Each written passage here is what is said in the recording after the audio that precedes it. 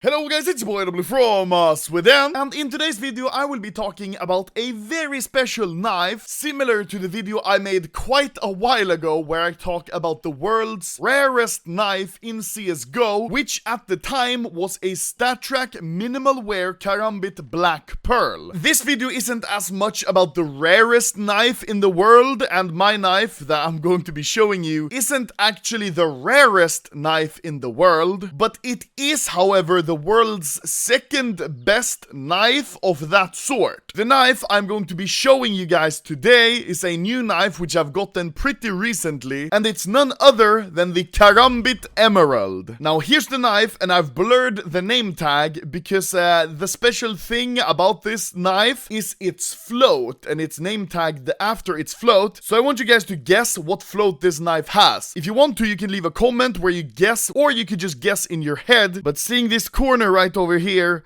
it is pretty good, almost flawless, and as I said, it is the number 2 Karambit Emerald in the world. Now, are you ready? The float of this Karambit Emerald is 0.00025.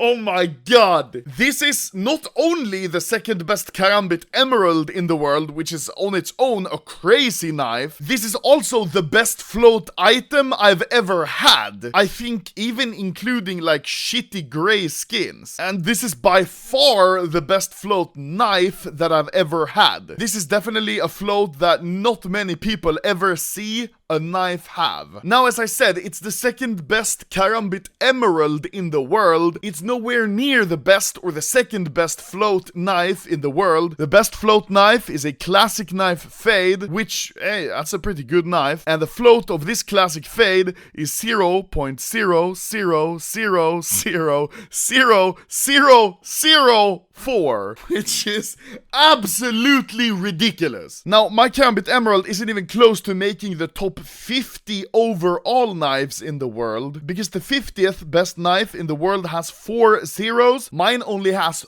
3. But if you take into consideration how expensive and rare a Karambit Emerald is on its own, you'll start to realize that the float is really crazy. Some of the skins on the top 50 are, for example, Karambit Stained, or Ursus Damascus, or stuff like Gut Knife Doppler. Like, these are shit knives, which even with the float are still not worth that much. I mean, the float definitely adds to these knives, but it doesn't add that much. Like, the third best float knife in the world is a Bayonet Blue Steel. That's not a very attractive knife. That's not a knife that's expensive on its own. But if you look at Karambit Emeralds, there's only one better than mine. It's beaten by a whole 0. This one actually has 4 zeros, but mine beats the third best by quite a lot.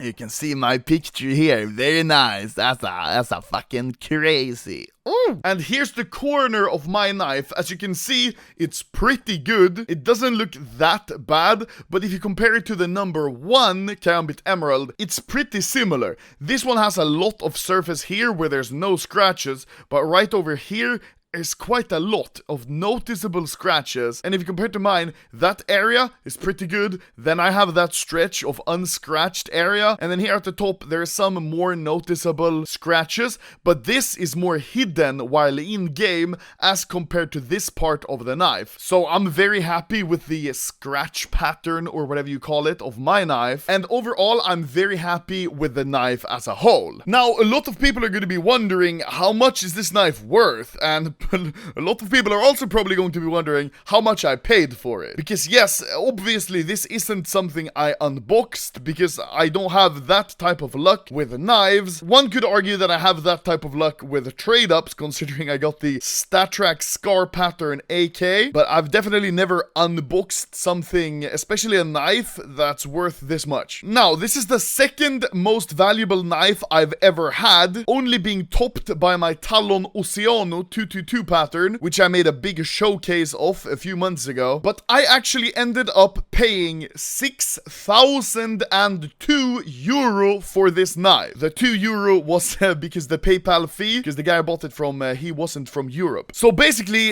it's a very expensive knife, 6,000 euro. The question is that a good price? Well, considering a regular Karambit Emerald with like 0.03 float is like 4,320 euro ish, then it means I overpaid 1,600 euro almost for this knife. Now, I think that's a fair price. I'm not sure if that's a good offer or not. The guy I bought it from initially came to me saying that he wanted $12,000, I think, and I told him no, that like, no way, that's way too much. I can't pay that much. And then he tried selling it to some other people. I don't think he had any luck with that, because a few weeks later, he came to me with an offer of 9,000, which, I mean, that's a lot better than 12, but I still told him, I think that's a little bit too much. And then finally, he ended up wanting, I think, just around 7k or a little bit more in dollars, and then I paid him in euros. So I think it was a pretty decent price. Now, I've tried to price check this from many different people, and some people have said that they think it's worth pretty much what I paid, and some other people have thought that this could fetch as much as $10,000. Now, I've no idea what this is actually going to sell for, because I've never dealt with items that are this niche and this extreme float wise. I have it listed right now for $9,400. I'm not sure if it's gonna sell for that, but if someone wants to buy it from me, I mean, you could just send me a trade offer or so. But this is a very special knife. I'm really glad I got to have this one, because I've never really had any items